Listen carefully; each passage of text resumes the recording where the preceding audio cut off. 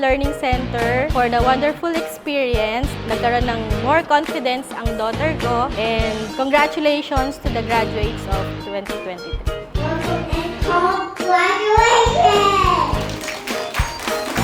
The future's looking good to me. I'm ready to come. I'm ready to go. Yeah, the future's looking good to me. I am ready as I can be. Yeah, yeah, the future's looking good to me.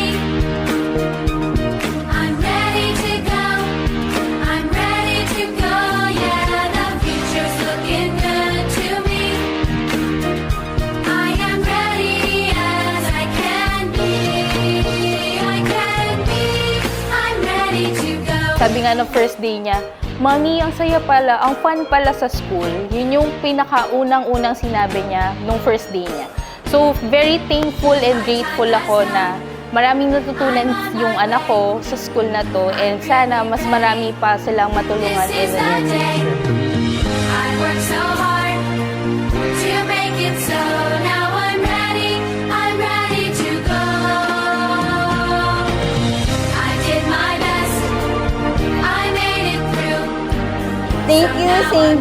Jean Learning Center, for making my days safe, stress-free, and you have no idea how much this means to me. Thank you so much.